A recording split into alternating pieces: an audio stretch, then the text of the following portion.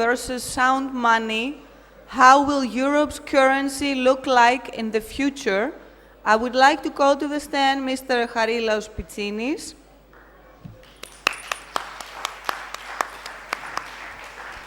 Associate Professor Fotios Siokis. And Dr. Barbara Kolm.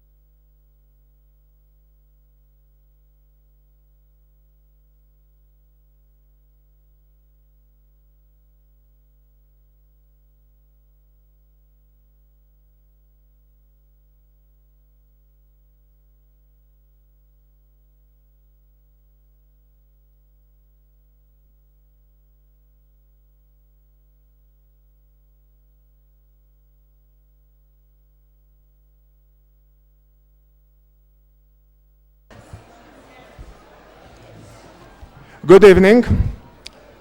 I would like to thank you again for staying here this late for us. I'm Harry Pitsinis. This is the third panel.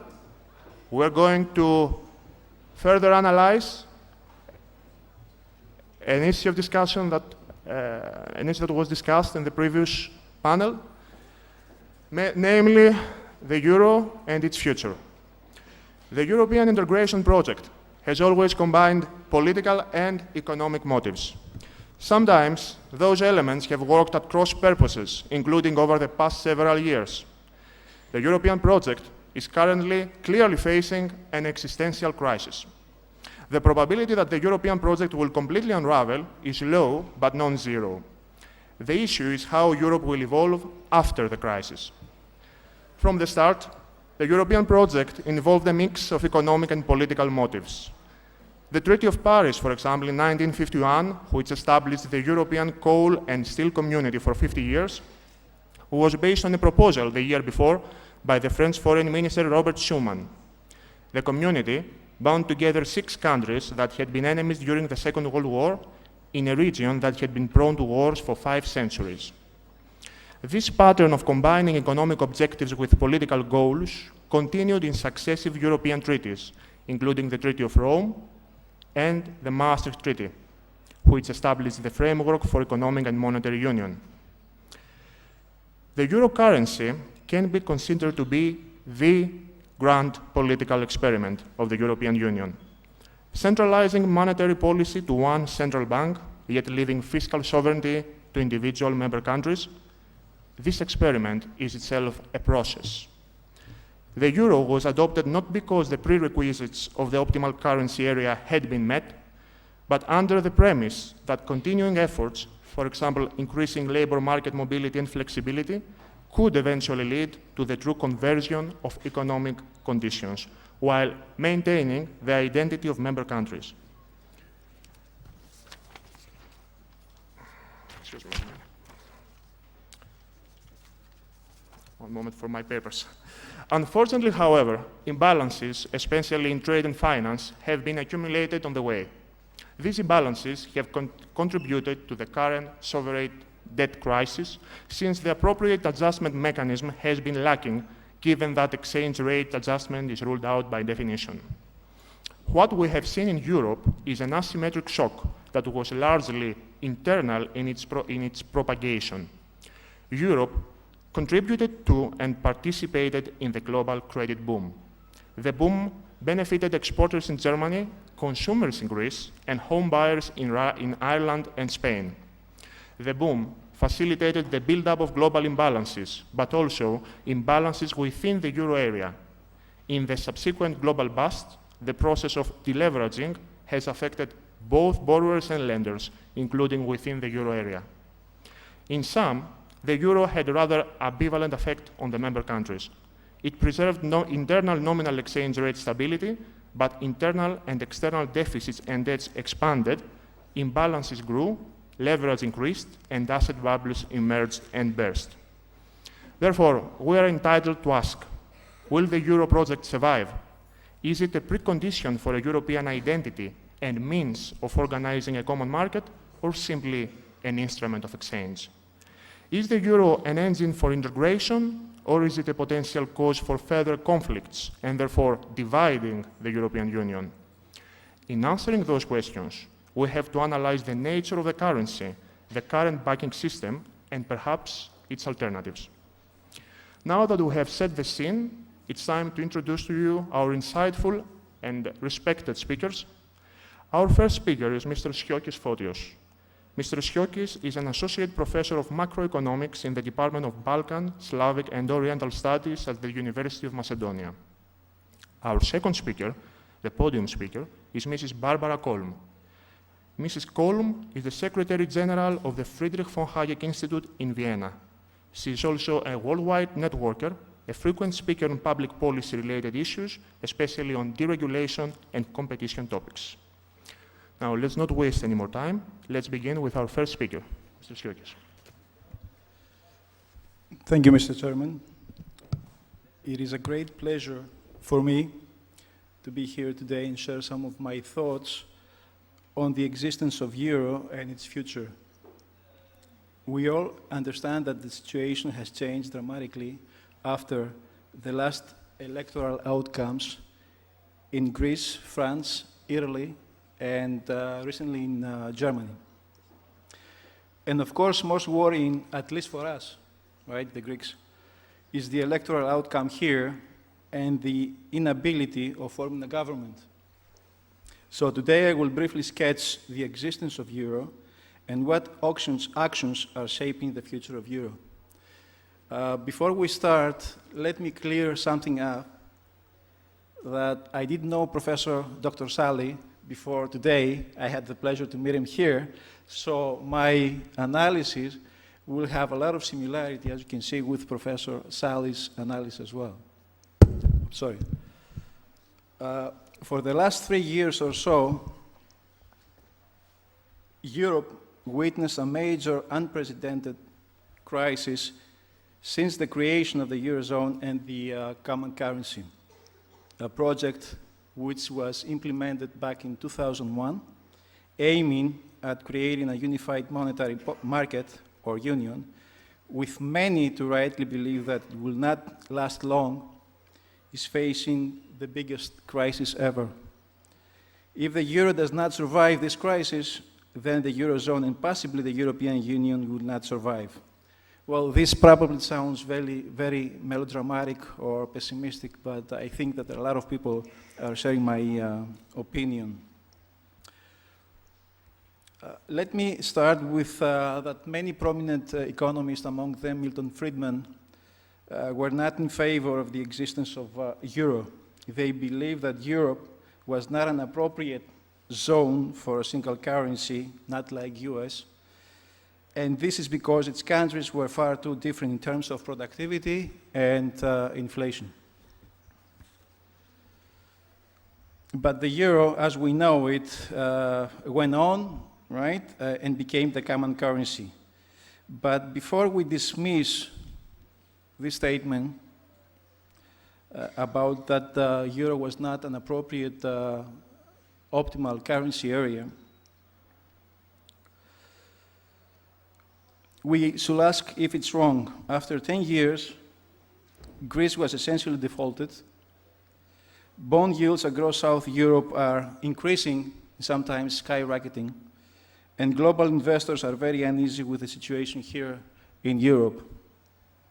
The Eurozone is a monetary union with incomplete markets and with major differences among the member states.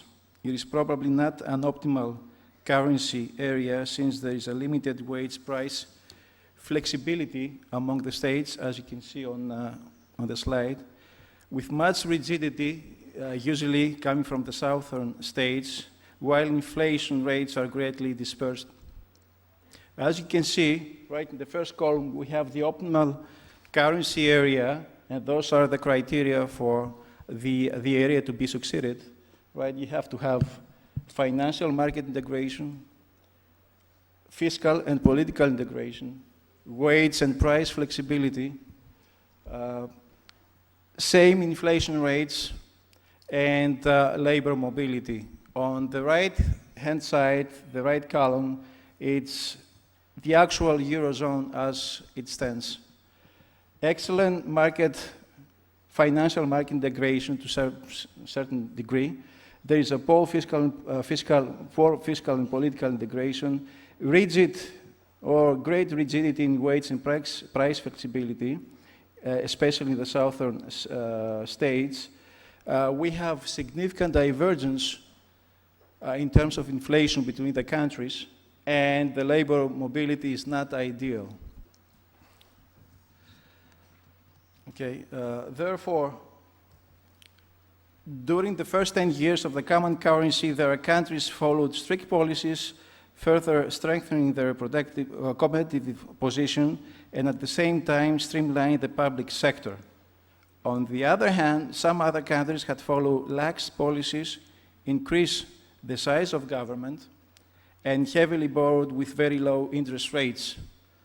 When I mentioned in the first cohort of countries the strongs, which are Germany, the Netherlands, Finland, Luxembourg, and Austria, it's like countries that they have the same characteristics.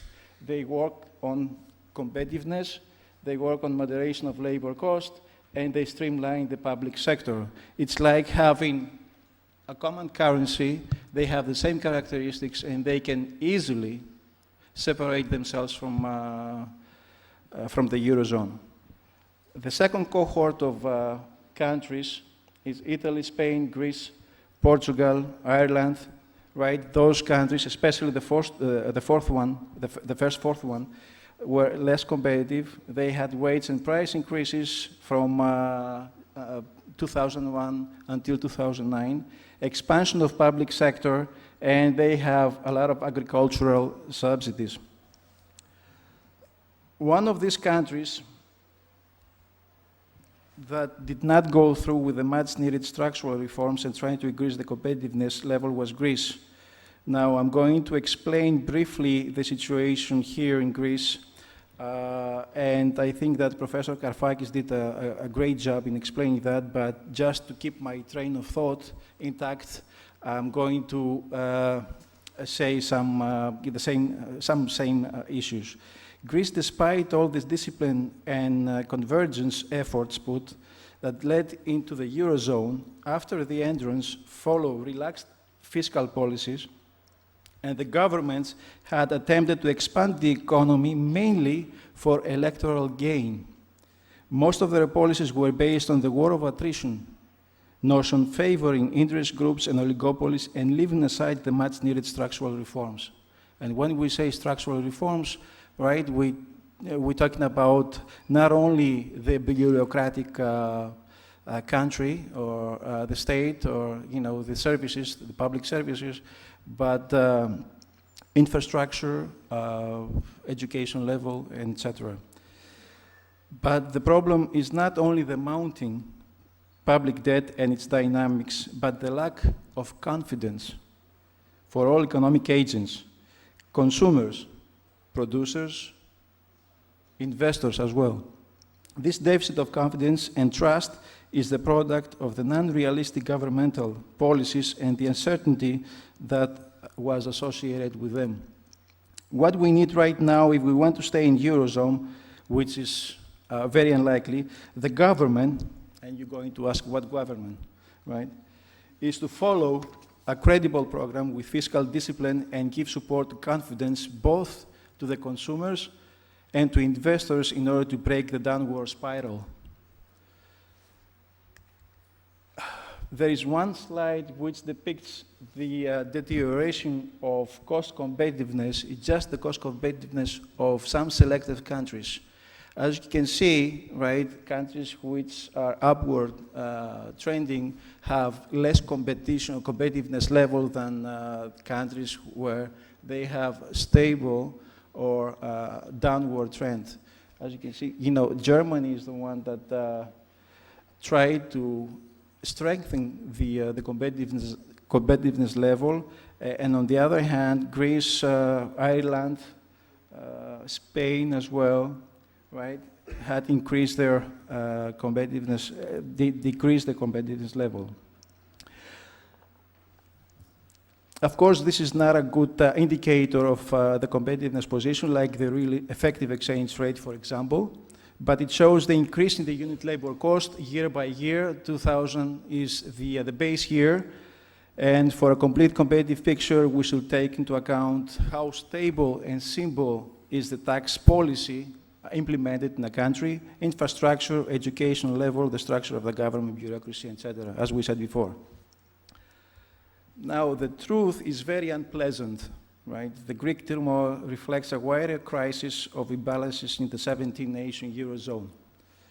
The euro is trembling because there is a substantial uncertainty about implementing structural reforms, and not only that, there is no coordination policy among the policy makers, and there is an absence of clear vision of what we're really trying to accomplish. So we have a strategy, we fix and pay as we go. And on top of that, policymakers are using the common currency, they're using euro as a political and social tool.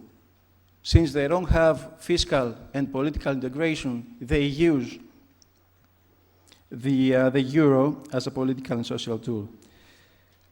Now, if there is a strong willingness to create a credible common currency, major monetary reforms should take place along with international monetary reform.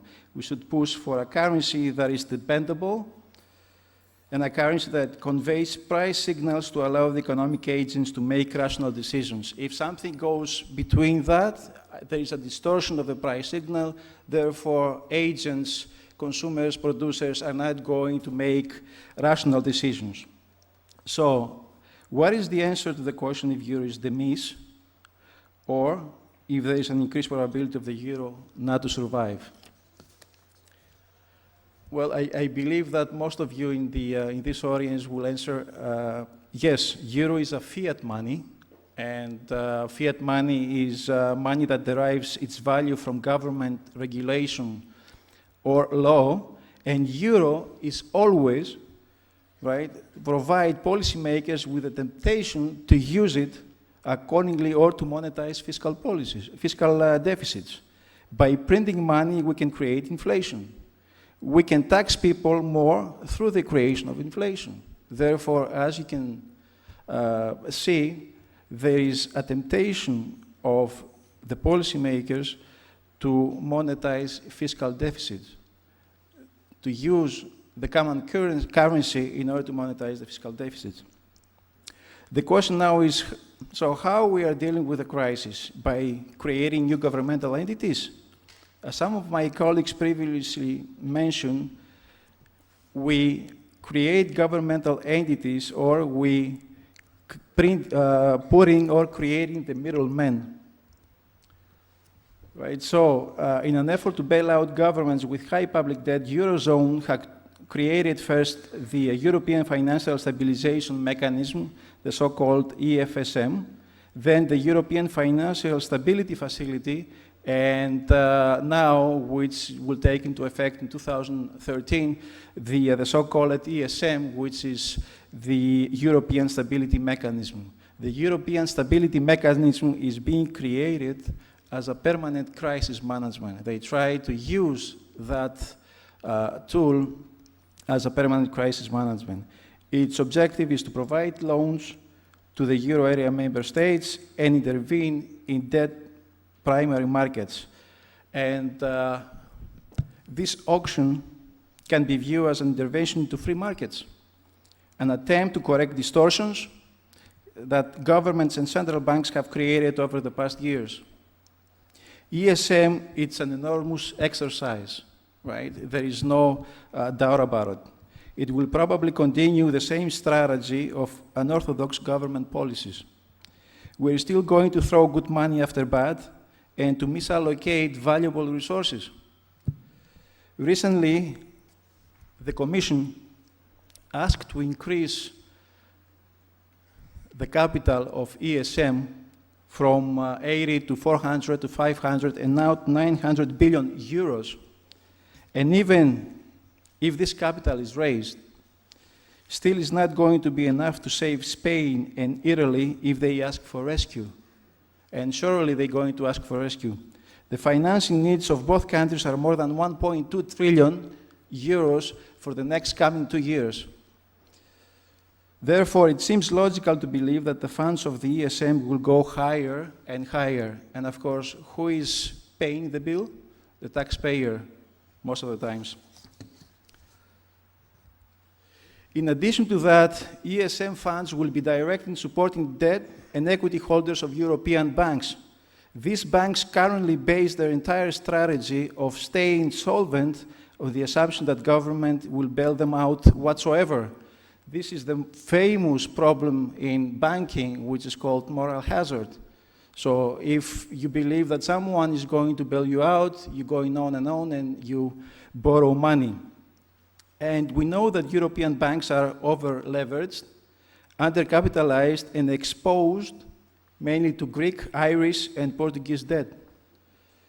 This is a totally different situation than in US. In US, the debt holders are not mainly the commercial banks, are other financial entities, and mainly there are countries, governments like China, Japan, right, or India. So this is because there is a type, now European banks are over-leveraged, as we said, undercapitalized and exposed to Greek, Irish, and Portuguese debt. Now, in European banks, there is a scheme played between the governments, the commercial banks, and the central bank. This is called sometimes a Ponzi game or a Ponzi scheme. The government say to the banks, you can buy... We're exceeding our time limits. So give me a few minutes. Of course. So the banks, the government said to the banks, you can buy my debt in the form of bonds or bills, and then you can go to the ECB, to the central bank, right, and put them down as collateral in order to get cheap financing. Cheap financing, it's 1% right now. So that's what banks do, and then the government said, you can come back to me and get more debt. This cycle has to stop. Therefore, there is an urgency of bank reform to safeguard deposits. The fractional reserve financial system is operating under limited disclosure and transparency, making excessive loans. Government guarantees the loans, but that does not have the necessity funds to back them up. Therefore, the central bank is standby in order to help out the government, right, by printing more money. This action will lead to inflation, sometimes to hyperinflation, where the money loses its value, right? As a result, given the unsustainable economic management with large fiscal imbalances and huge accumulation of public debt, there is a question of common currency survival or viability. If the target is to keep euro strong and sound, we should try to make the currency viable in the currency markets. And as we see it, one of the paradoxes of this crisis is that despite all its problems, the euro has remained firm up to this point. It's really strong against the other currencies. Financial markets are very concerned with the south part of the euro area, but they still consider the euro as a major currency in the world. However, the euro will only maintain this role if European governments find a way to move forward together and get the sovereignty debt crisis under control. Now, summarizing, the following will decide what kind of euro will we have. Of course, we can have some mix of these three choices. If we go through with fiscal union and centralization, most of the member states are looking forward for that, then surplus member states will allocate most of the funds to the weak deficit states. This can be done forever and major differences among states will remain. The second option is if ECB buys bonds in the secondary market or accept bonds from weak member states. It did that already. The problem of inflation suffices created thus instability to Europe. And here we have another problem, and it has to do with central bank independence. The third choice is if there is discipline to the treaty, and especially Lisbon Treaty, and weak governments pay for their debts. There is a painful road to budget consolidation, but it will diminish economic differences among member states. So there are some alternatives about to the existing Europe. One way, although it wouldn't work very well, given the dollar's weakness, would be to peg the euro to the world currency in order to remain strong. The other is to link the euro into a commodity, to the commodity silver or gold, for example. And if the euro is linked to the gold, then government intervention will be limited. We will enjoy a strong and stable world currency, which can attract investments. Therefore, we're going to have limited government intervention, strong currency, stable in value and strong demand. It's going to attract a lot of investments. It's going to be a medium of exchanging real wealth, and countries can borrow with low interest rate. The problem here is with the quantity of money, right? We have to emphasize more the quality instead of quantity. So this is, thank you for your time, and sorry for taking your time.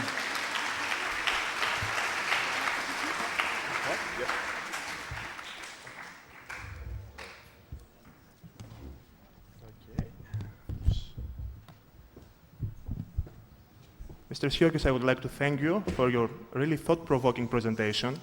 I think you answered all of our questions. Well, I would like to sum it up. We weren't probably ready for the euro, both Greece and the Europe in general. We didn't manage euro fiscally as we should, and now we are at the brink of default. What do we need? Is sound money. Those are very strong points, and they will stimulate an interesting discussion afterwards. For now, I would like to turn the floor over to Mrs. Kolm, as soon as everything is okay. The microphone, please.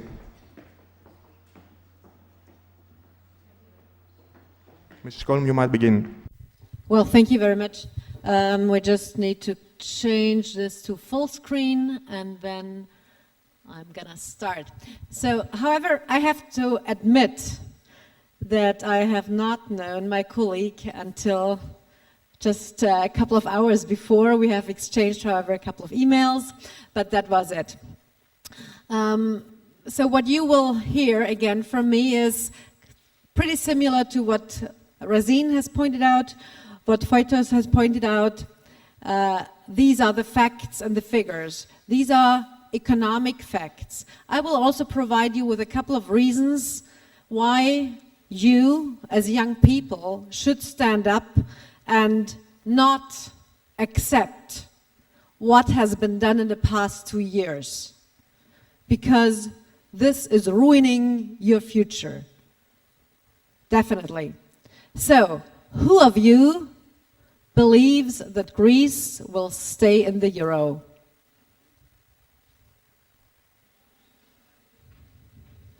So you trust your politicians, do you?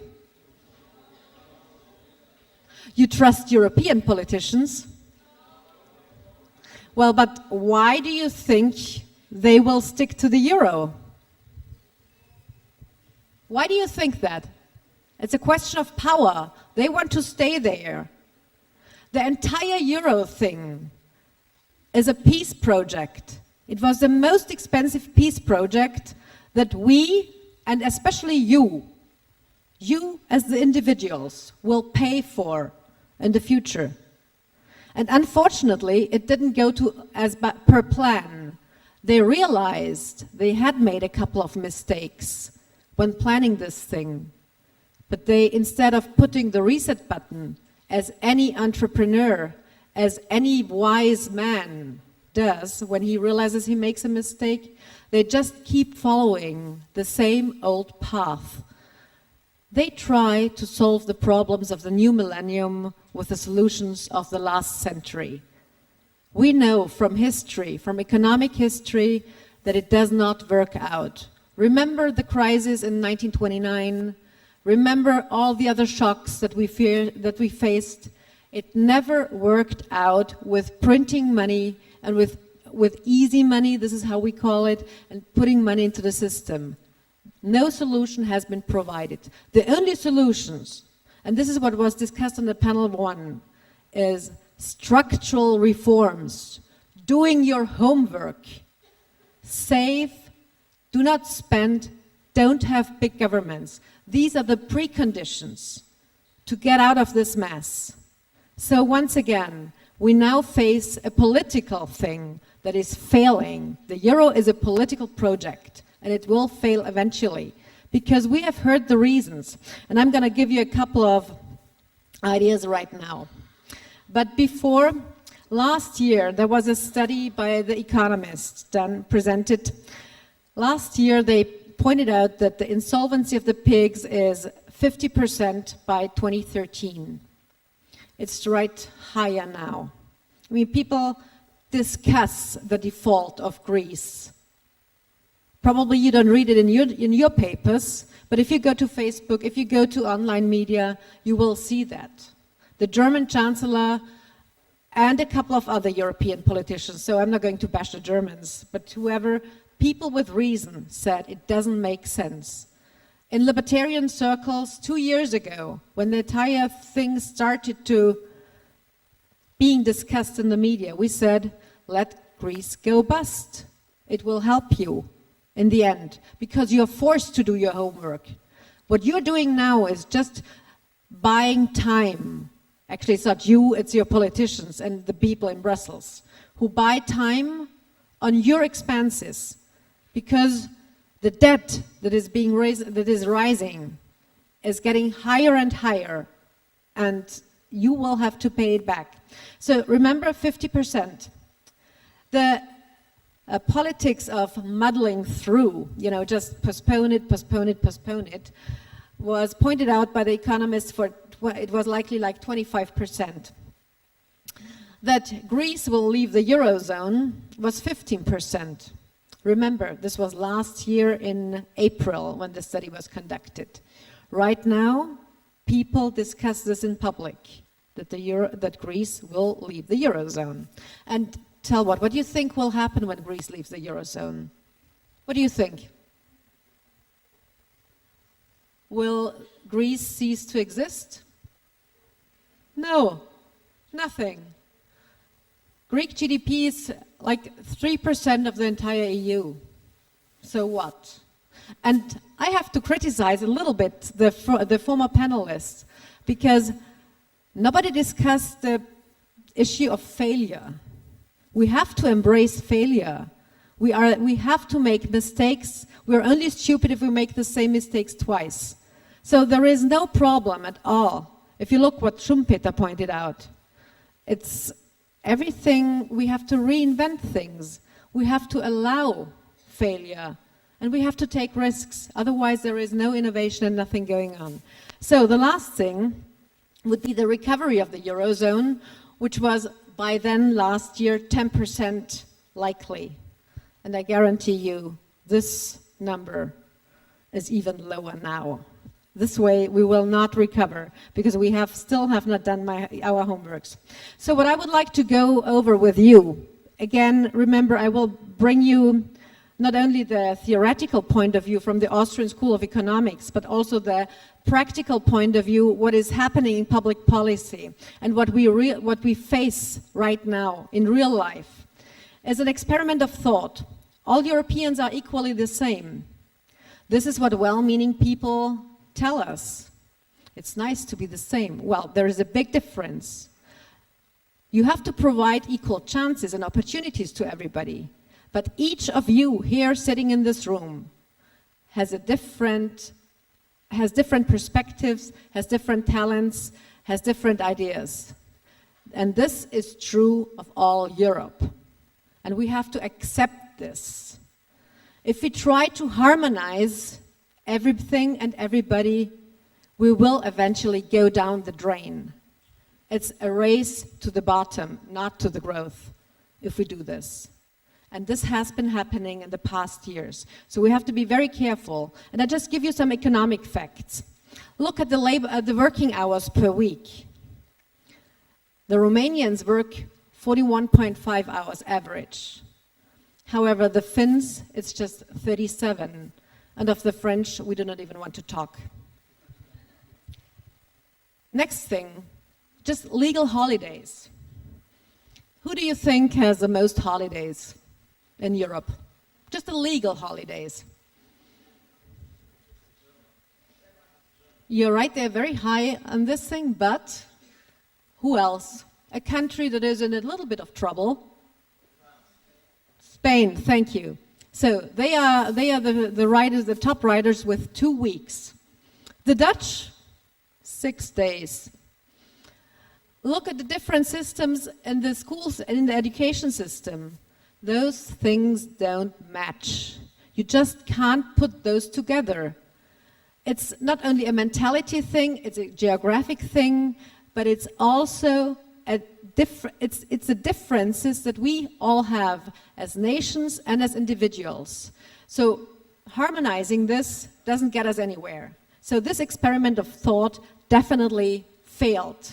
So this is why the solution, kind of forcing everybody into this EU and having the bailout, or rather having countries like Germany pay for other people's debt, will not work, because eventually we are not on the same boat.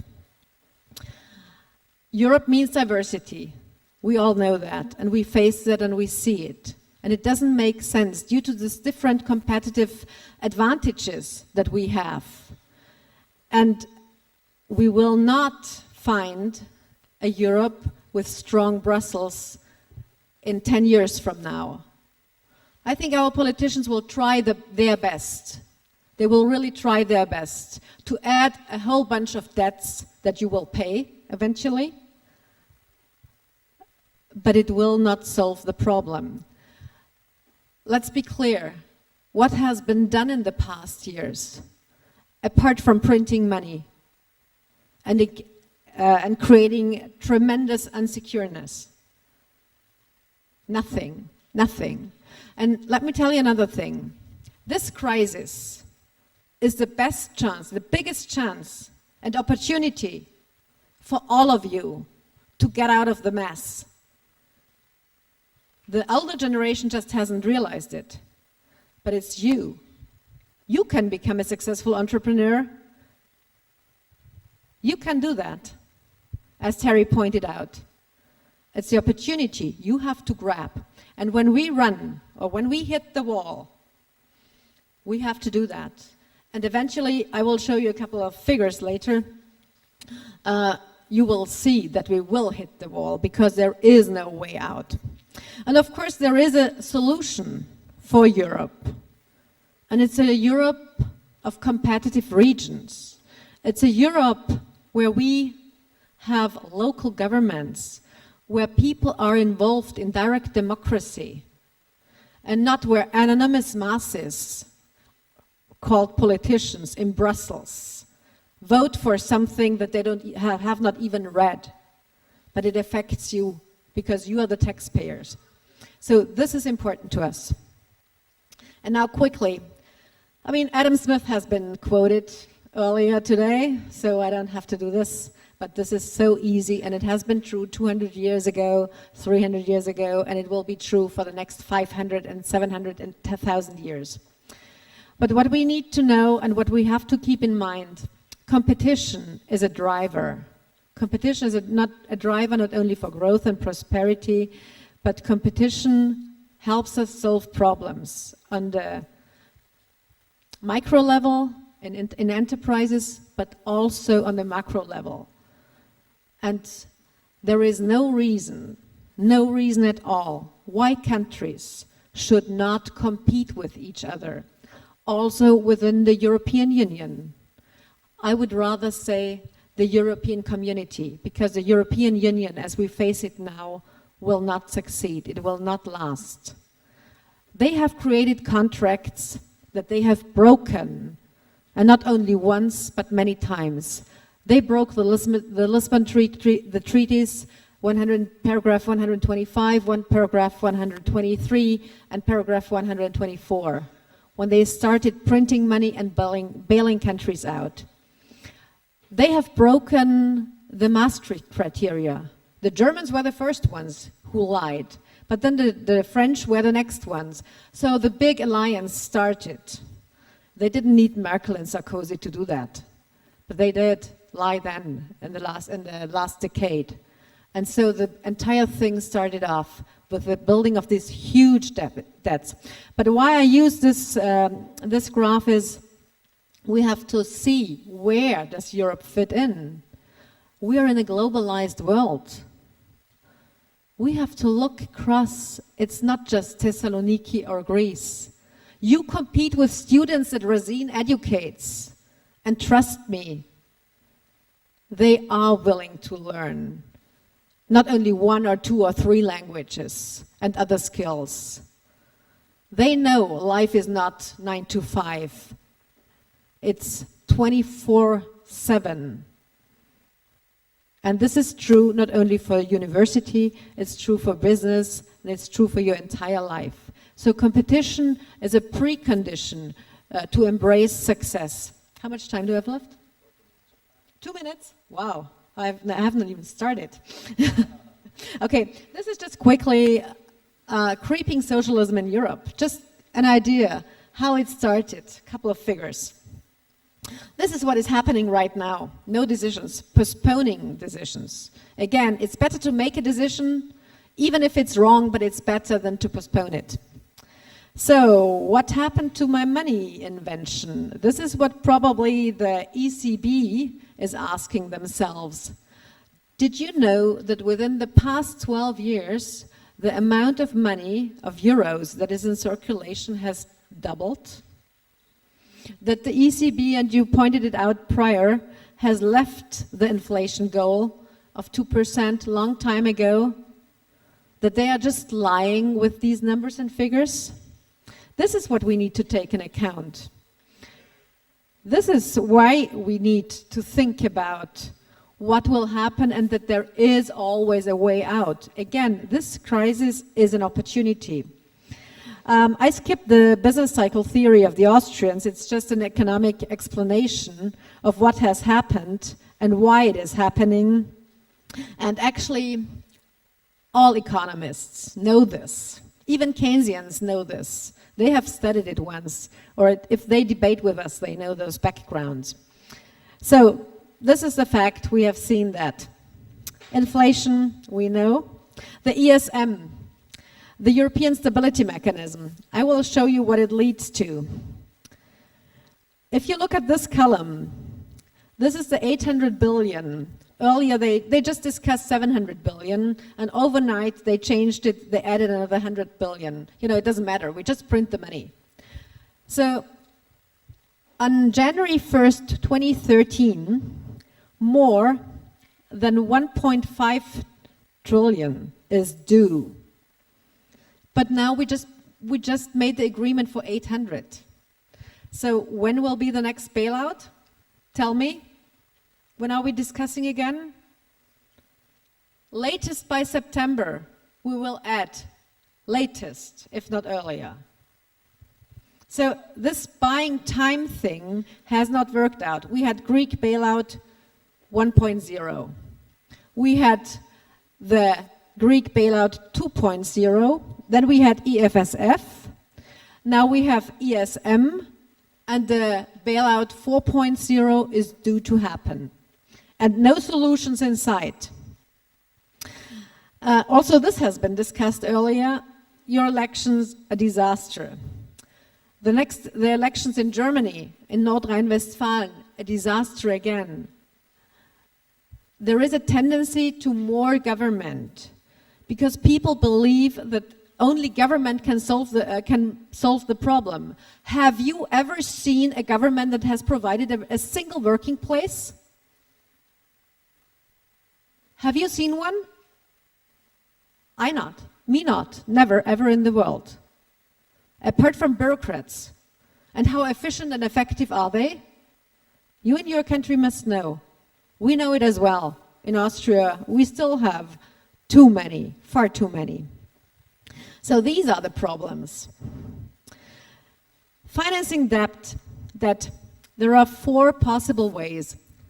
The international finance markets, as we discussed already.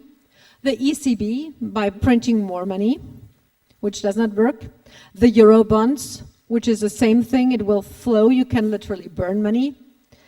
And then, of course, you can abolish the financial markets and tax higher. So this thing will not work as well, because people will leave the country. And again, it's all about competition. If other countries, if other institutions provide better opportunity, people will go there, definitely. So where are we heading to? We are heading to more inflation right now. Just talking about the euro is not as safe and solid and sound. Here we don't agree, we're not in the same position. Within the past 12 hours, it just lost more than 20% of its value towards the dollar. Finally, financial markets react, and they don't trust politicians. So this is a problem of trust as well. It's a question of being self-responsible and responsibility. It's an issue of competition. It's an issue of trust. And it's something that you can only solve, if you start from the bottom up. It's time that young people in Europe literally stand up and fight those decisions and say, hey, listen, you are spending not only my parents' monies, which is other people's money, and you might know the famous quote from Lady Thatcher, socialists eventually run out of other people's money. This is why socialism fails. Communism didn't work, socialism doesn't work either. We see that everywhere. So it's you again who has to take the responsibility. And it's up to you to start and look at a Europe which is a community which has the 4 freedoms, but which has strong regions that are competing with each other. And otherwise, there is no way out. No matter which currency we will use. What we will have, what we need is a currency that is backed up, that has a strong backhold. It could be gold, could be any other thing, but it must be backed up and it must not be printed. And whether we have a Eurozone consisting of just Germany and a couple of other countries, it has been discussed or not, doesn't matter. We need to make our homework first in each country. And the homework means structural reforms, reduction of debt, and reduction of big government. So the foremost question is, what is the task of government? Ask yourself this question, come up with an answer, and then go to the street and fight for it. Thank you.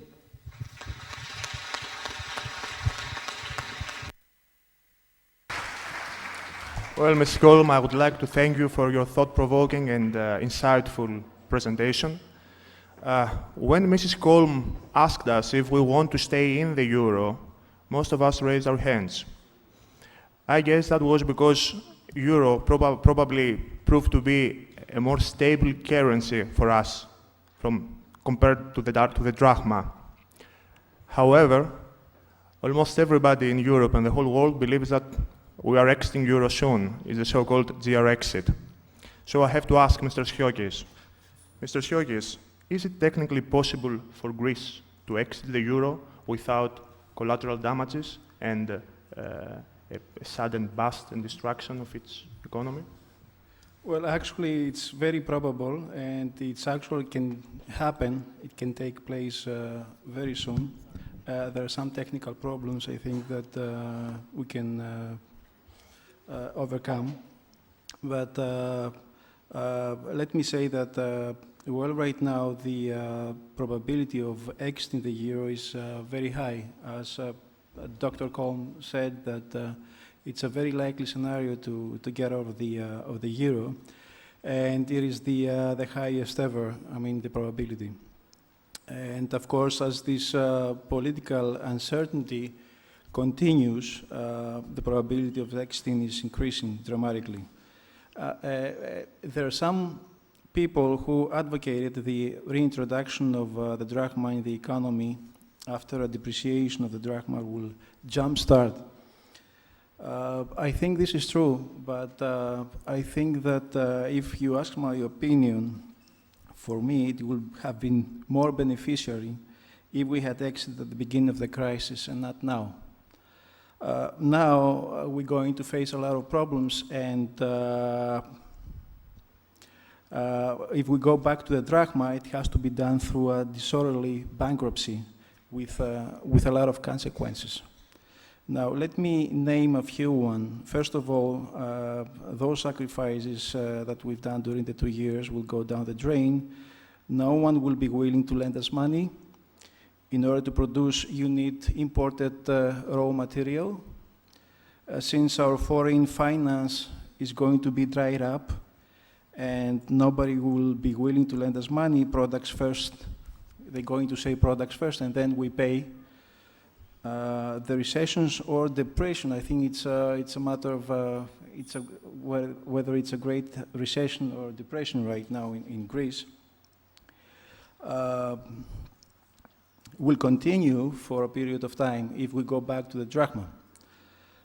Therefore, even with depreciation, we should not expect miracles, right? It takes time to create a productive base and try to produce our own goods. You know that most of our goods are imported. Therefore, we have to go back to the basics and we start all over again. And even the industries that we have the so-called comparative advantage, let's say the tourism. For example, who is going to visit Greece if there is turmoil, riots, and uneasiness? Therefore, we cannot get immediate foreign reserves. This is some of the problems that we're going to face at the beginning if we go immediately to a disorderly bankruptcy. And that's why I believe that for me it would have been more beneficiary if we had exited at the beginning of the crisis than now. And of course, we have to take into account our fractional banking system here in Greece. Do you know that the outstanding loans right now are about 250 billion, and the deposits are about 165 billion. So you can see the ratio, right, between loans and deposits. For every deposited dollar, right, we have created 1.5 loans.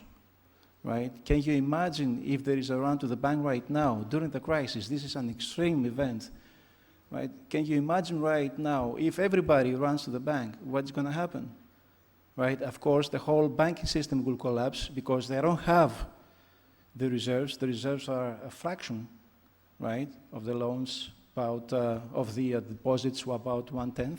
So if you consider 165, right, we have more about 15 billion. So what's going to happen?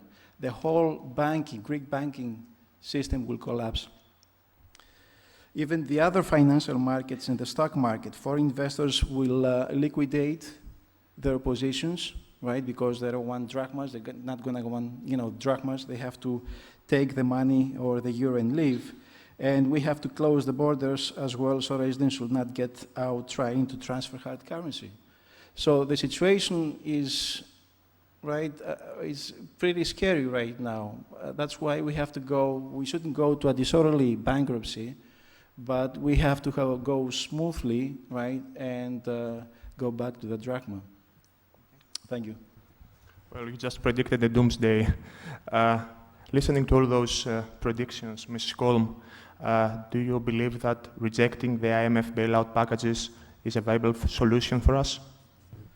No, definitely not. It has never been. It has not been a solution so far, and I still see that your numbers and figures are. Although IMF is talking now of a slow recovery of Greece, your homeworks have not been done. If you look in your country and see there is no structural reform, look at the health plan, healthcare system, look at the pension system, look at the bureaucracy.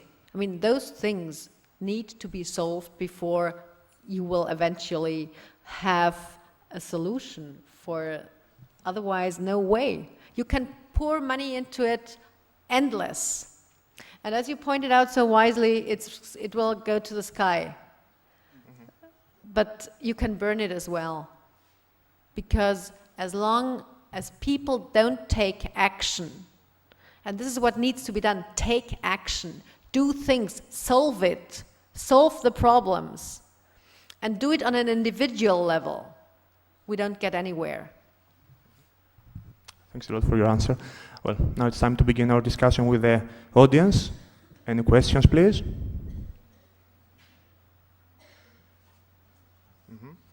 Well, yeah, we're all scared to death, I think. No reason. Well, no, we shouldn't. Well, let me continue with my question. Okay. Yeah.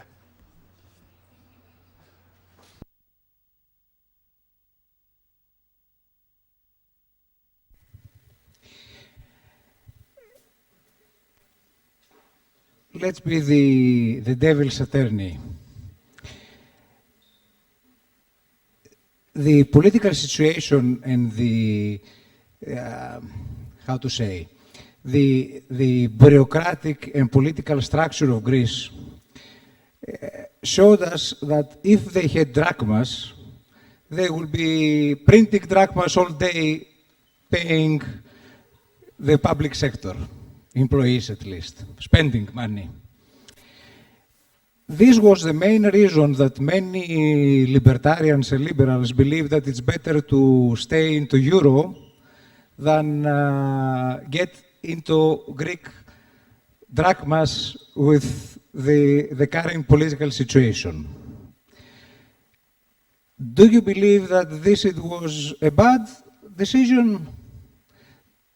Greece had a different way to solve the problem?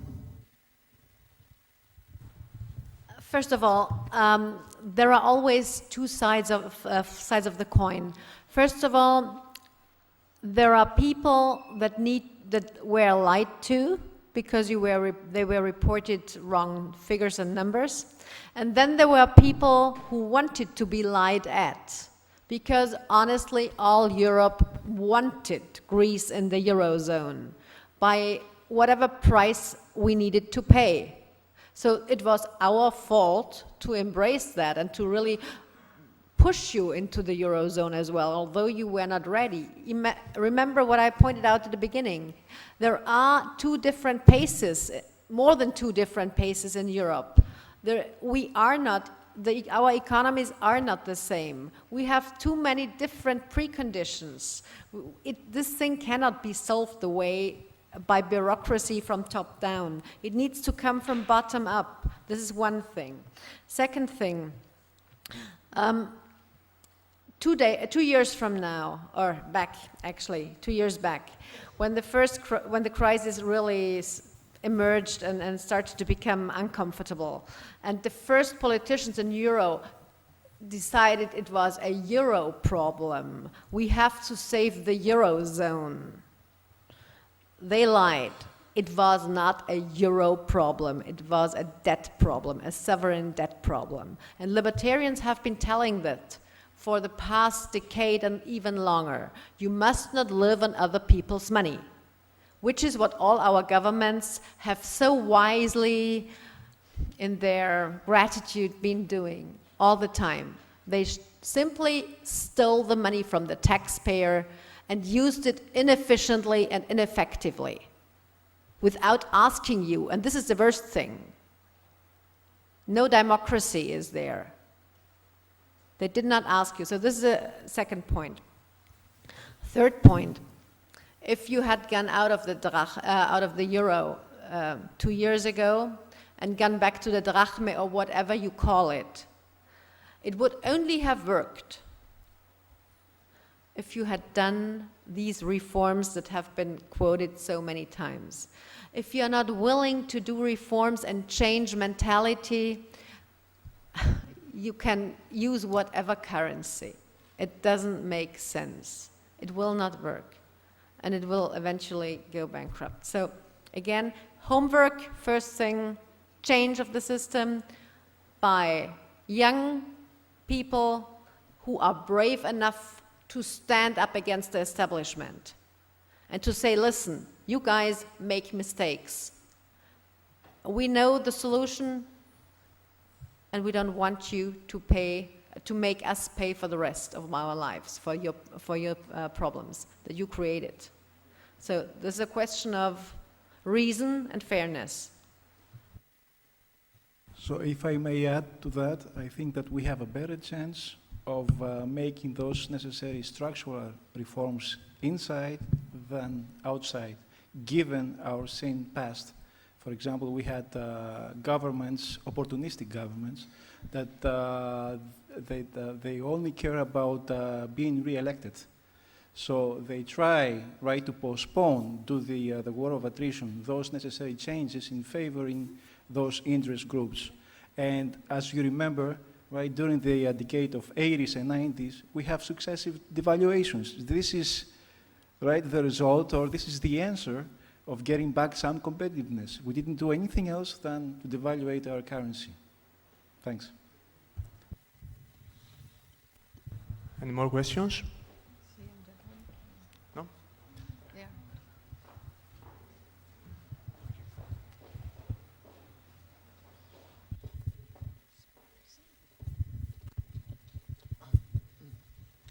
The Eurozone is at a critical point right now.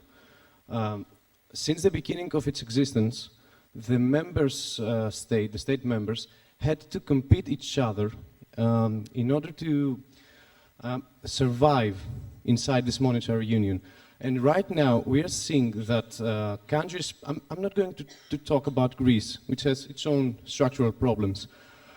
Countries like Italy, Spain, cannot compete the strongest economies, such as Germany and France, and even Netherlands, and even the so-called strong economies right now are facing problems because they can compete the strongest economy in the Eurozone, the Germany.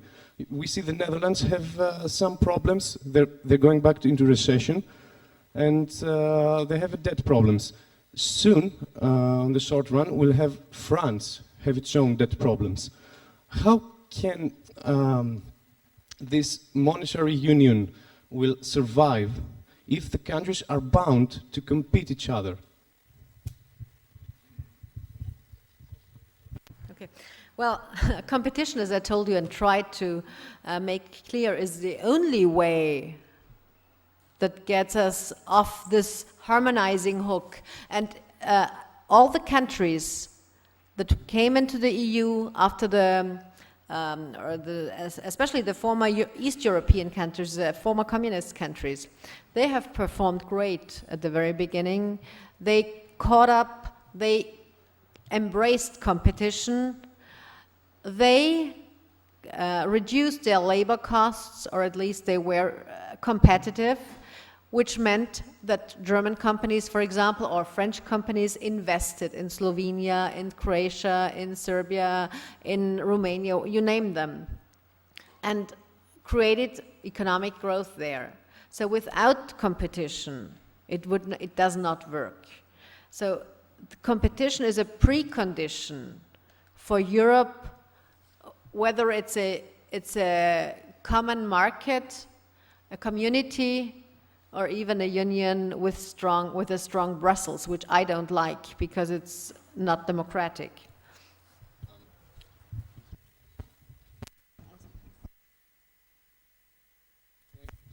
Yes, but you see, there are many inequalities in such countries. For example, the Croatia and the Serbs have also right now problems. They're facing problems with their finance, with their public finance. the competition did not help to the countries or some countries to get strengthened, to be strong enough despite the countries outside the euro. The countries inside the euro did not help on the long run to be enough sustainable so that they can, how can I say, they can stick to the eurozone without having problem. Well, you know, if you have a government sector like France of 58%, what you want, we have welfare states in Europe, which is nothing else but redistribution, nothing else. It doesn't work on the national level, so they try it now on the supranational level, and it will not work either.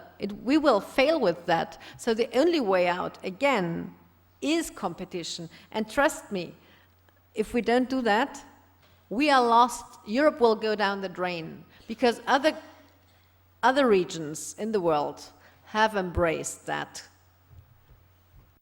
Mr. Siokis, what's your opinion on the intra-Eurozone competition? Well, actually, competition is the name of the game. Even in the States, in the US, states are competing with each other. New Jersey, for example, is trying to get businesses from New York. New York Giants went from New York to New Jersey. Therefore, why not having competition within the Eurozone? And let me remind you that there is a whole world out there. There are so many countries to compete. And that's why we have to keep up with competition. And it's not only the cost competitiveness, right, the unit labor cost. We have to do something about our infrastructure. We have to do something about our tax system. We have to do something about our education level. This is the only way in order to compete and succeed in this world. Thank you.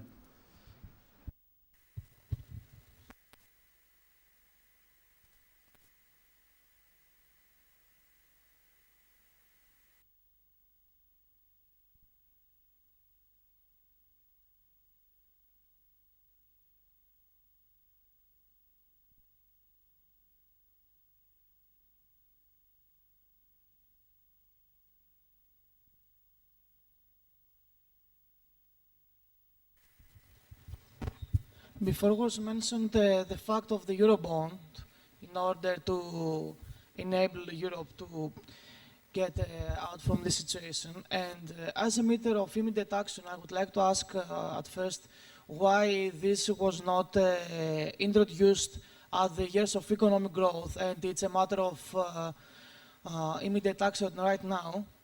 And also, as far as the security of Greece and Euro generally is concerned, if it would be possible, all those money to be turned into immediate action on the field of production, and if the reintroduction of all the sectors of economy could be able in order actually to make money come not only back to those that lend it to Greece, but also to enable the economic cycle generally. Thank you. We didn't quite actually understand the question. Can you please repeat it in a more simple manner? Why the Eurobond? The Eurobond, all right. That is called a matter of immediate action. Wasn't introduced before at the years of economic growth, Okay. at the sustain, for example, of the euro. And if all those meters related to the secure of Greece and euro could be more linked with immediate production and the reintroduction of the economic cycle.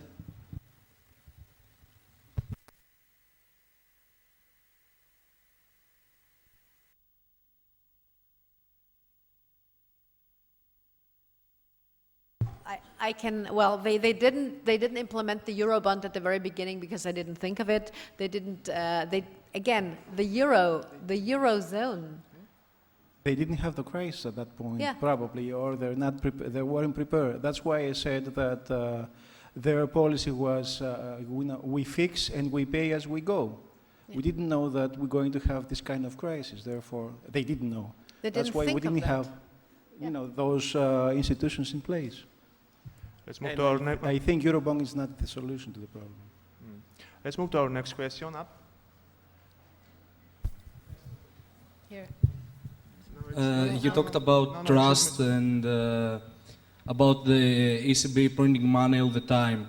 I can recall Fed printing money several times in the past and no one lost trust in the dollar. Why do you believe that is? Well, the printing money doesn't work also for the Fed. I mean, you see what is happening in the United States or what has happened, and it will not work for Europe. I mean, the ECB has started printing the money last year tremendously, and from that onwards, the euro went down, and that was it. Until you could believe in a strong currency, which is backed up, which has a value, which is trustworthy. Trustworthy, note that. This is important. The economy works, but if you print money, it will go down, and it has never worked, and it will not work either. So back it up, no matter what currency it is, but it must be trustworthy. Mr. Sergis, would you like to comment on the question? No, it's okay. So I think we've already exceeded our time limit. I'm really sorry for that. Okay. Let's listen to one more question because you had the microphone in your hand. Okay. Yeah, the last question.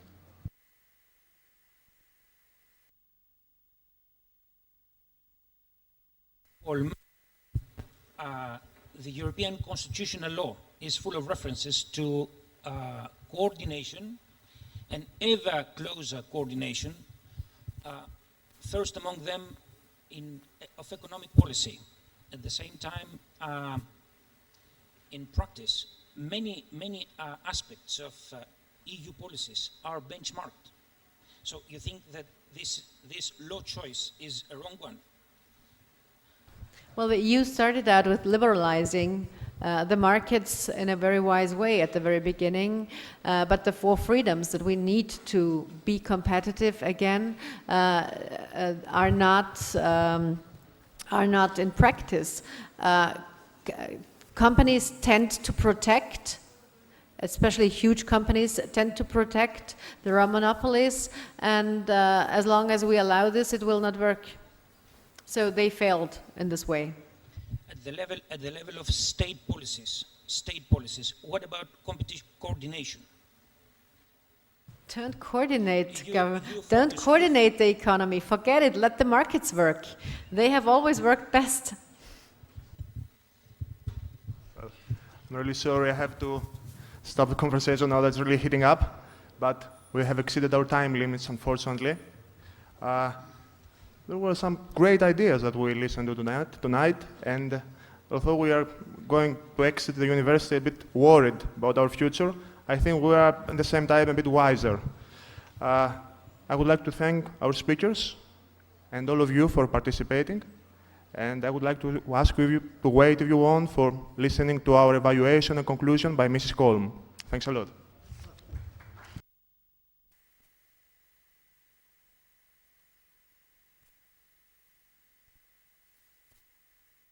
Well, no worries. I will be very short.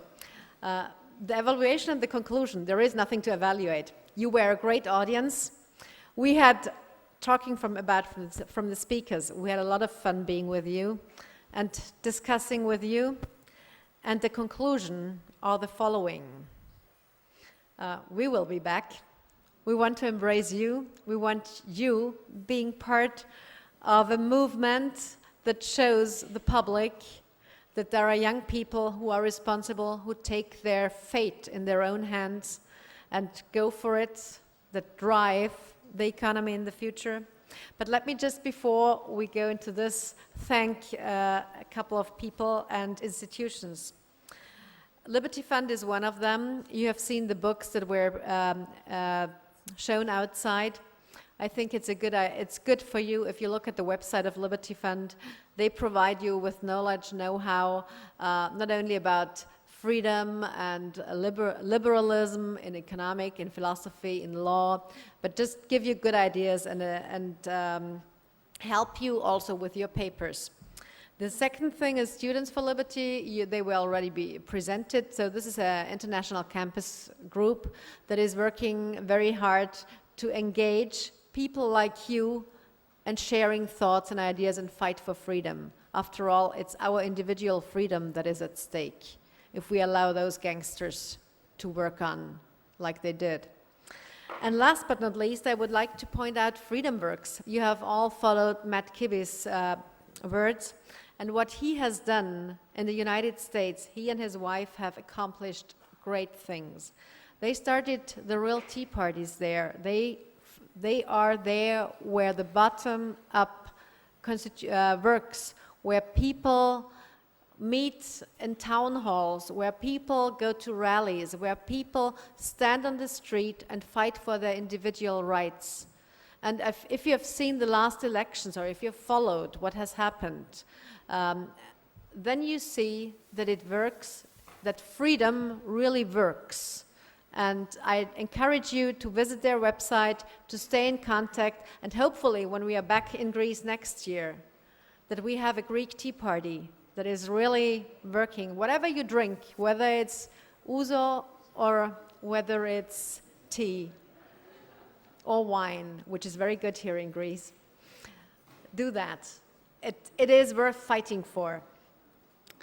But one thing I really have to do now, we have one great intellectual entrepreneur here among us. And this is Milenko, and Milenko Pilic with his entire team. We really have to congratulate him.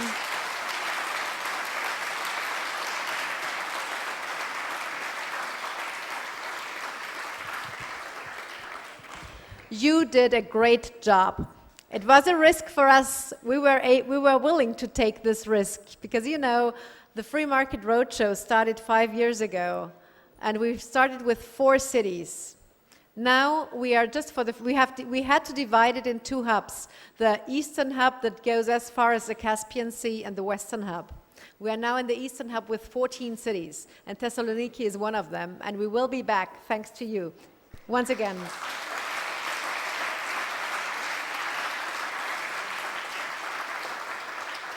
And last but not least, without the big help of the University of Macedonia and Professor Karafakis, it would not have been possible to make this event happen. Thank you.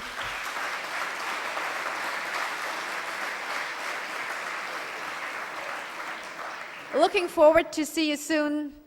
Keep the fight.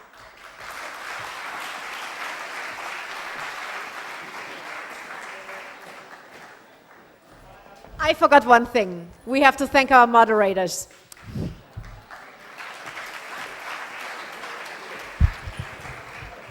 I would like to call the President of the Conference Organizing Committee, Professor Konstantinos Karfakis, to come to the stand for the special award nomination. All right.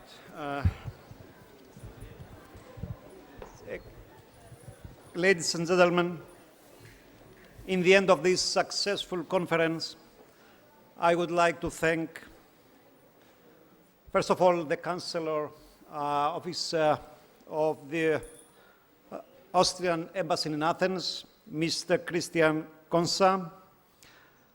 I would like to thank our guests and speakers who arrived at this university from overseas. I would like to thank my student, Mr. Milenko Pilic, and the other members of the organizing committee, the volunteers. I would like to thank Mrs. Margeta Vaina, who helped us a lot. Let me say that above all, I would like to thank a lady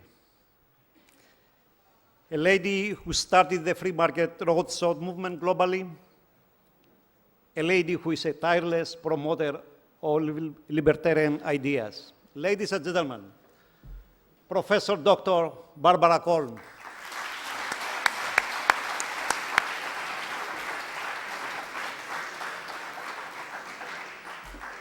This is a symbolic recognition for her invaluable contributions to economics.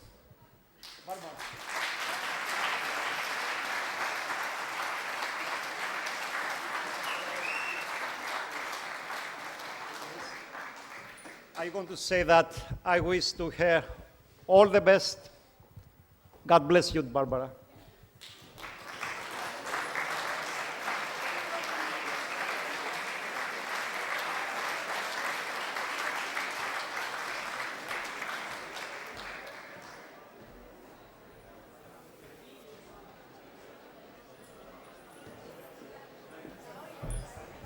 Thank you all for attending our conference. I wish our guests from abroad to have a pleasant stay in Thessaloniki. Good night. Thank you all.